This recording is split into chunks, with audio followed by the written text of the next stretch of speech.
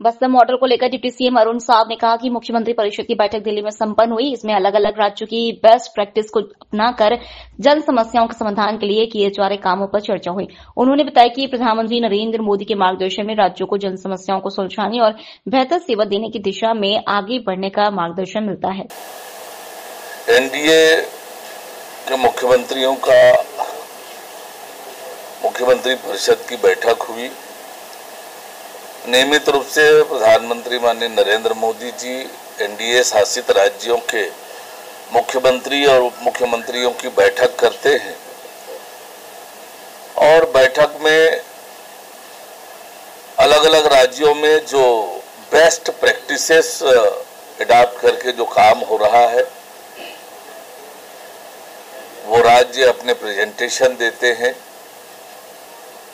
और अलग अलग मुद्दों पर चर्चा होती है, प्रस्ताव भी आता है और प्रधानमंत्री माननीय नरेंद्र मोदी जी का मार्गदर्शन मिलता है कि और किस प्रकार से राज्यों में काम हो, किस प्रकार से जनहित के मुद्दों को लेकर आगे बढ़े, इन सब विषयों पर चर्चा होती है। बैठक में नक्सल उन्मूलन की दिशा में जो काम छत्तीसगढ़ में हो रहा है और शीर्षस्थ नक्सली लीडर वसव राजू जो मारा गया है, इसको लेकर विस्तार से वहां पर चर्चा हुई है।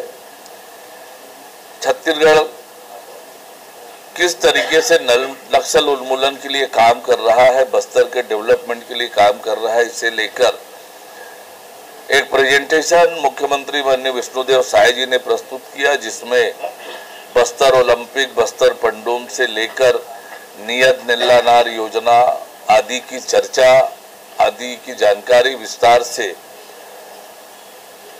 सभी राज्य के मुख्यमंत्रियों को प्रस्तुत किया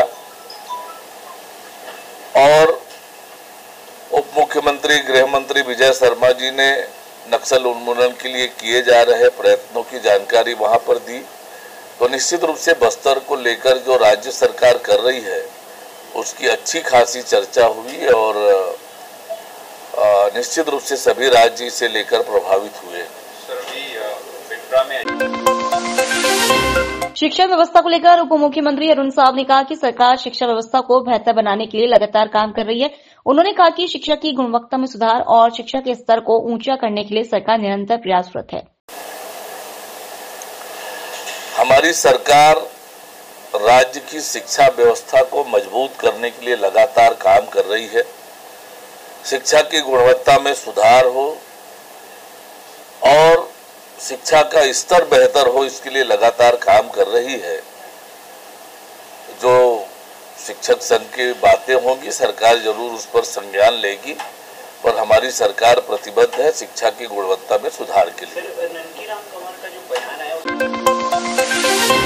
मुख्यमंत्री भूपेश बघेल ने मुख्यमंत्री के पास अधिक विभागों को लेकर सवाल उठाए थे। इस पर उप मुख्यमंत्री अरुण साव ने कहा कि भूपेश बघेल के कार्यकाल में जनता ने जिस प्रकार काम होते देखा है वह सबके सामने है। उन्होंने बताया कि वर्तमान मुख्यमंत्री विष्णुदेव साय के सुशासन में प्रधानमंत्री मोदी की गारंटी को लगातार पूरा किया जा रहा है। 1.5 साल में 18 लाख आवास की स्वीकृति बड़ी उपलब्धि है। साथ ही सुशासन त्योहार के माध्यम से लोगों की समस्याओं का निराकरण भी किया जा रहा है। देखिए, भूपेश बघेल जी के समय कैसा राज्य चला है ये छत्तीसगढ़ की जनता ने बखूबी देखा है। आज विष्णु के सुशासन में जिस प्रकार से जनहित में काम हो रहे हैं, मोदी की एक एक गारंटी पूरी हो रही है और 1.5 साल में ही 18 लाख प्रधानमंत्री आवास की स्वीकृति होना, उसकी अनुमति प्राप्त होना इतनी बड़ी उपलब्धि है। आज सुशासन तिहार के माध्यम से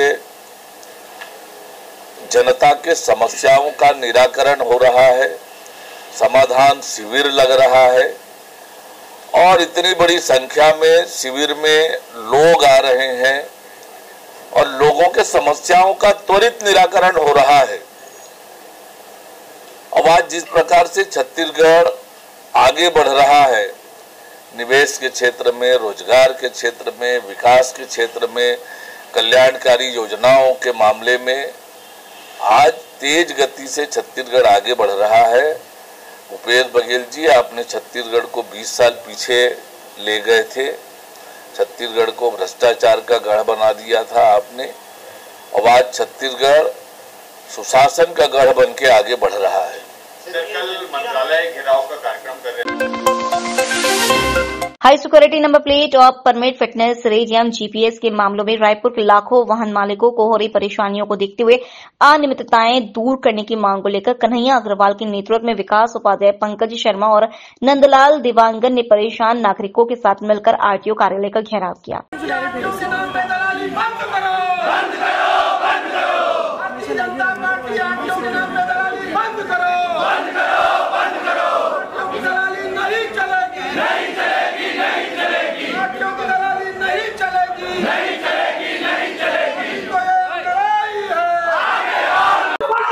हाई सिक्योरिटी नंबर प्लेट को लेकर, ट्रकों में जीपीएस को लेकर, मीडियम को लेकर लगातार आम आदमी को परेशान करने का काम आरटीओ विभाग के द्वारा किया जा रहा है, ट्रांसपोर्ट विभाग के द्वारा किया जा रहा है और ये सीधा विभाग मुख्यमंत्री साहब से जुड़ा हुआ है।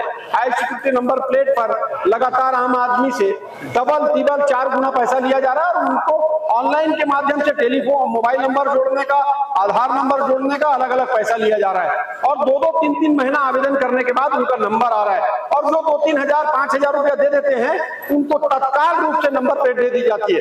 उसी प्रकार से जीपीएस लगाने की अनिवार्यता की बात कही गई है। यहाँ से जो आरटीओ विभाग जो जीपीएस को अधिकृत किया है उस जीपीएस को लगाकर 13-14 हजार रुपया ले रहे हैं, जबकि जीपीएस की कीमत बाजार में 5 हजार रुपया, 6 हजार रुपया है।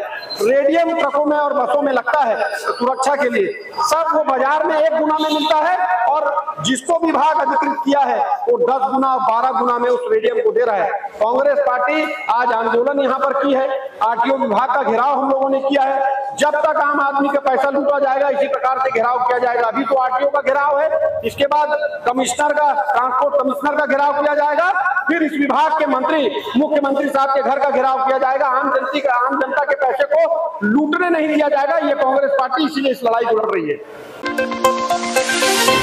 युक्ति युक्तकरण के विरोध पर मुख्यमंत्री विष्णुदेव साय ने कहा कि युक्ति युक्तकरण बच्चों के हित में है। पूरे प्रदेश में शिक्षकों की संख्या असंतुलित है।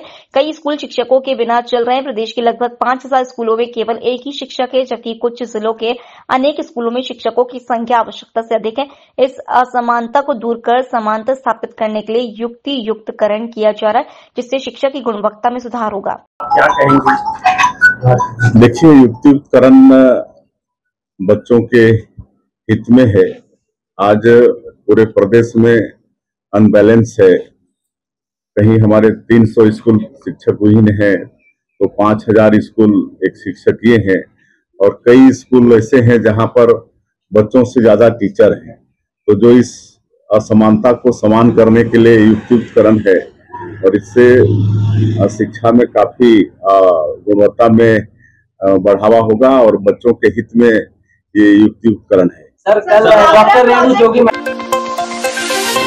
अजीत जोगी की प्रतिमा चोरी होने के मामले पर मुख्यमंत्री ने कहा कि रेणु जोगी ने कल उनसे मुलाकात की। अजीत जोगी की मूर्ति फेंके जाने का मामला संज्ञान में है। प्रशासन से जानकारी मंगवाई गई है और उसके आधार पर उचित कार्रवाई की जाएगी। में जो अजीत जोगी थे उनकी मूर्ति को लेकर काफी सारी चीजें, कल क्या सर बातचीत हुई और आगे क्या? हाँ, कल आई थी रेणु जोगी, हमसे मुलाकात की है और जो वहाँ पर चल रहा है मामला जिला प्रशासन से जानकारी मंगाई गई है और वहाँ जानकारी आने के बाद उसमें उचित निर्णय लेंगे।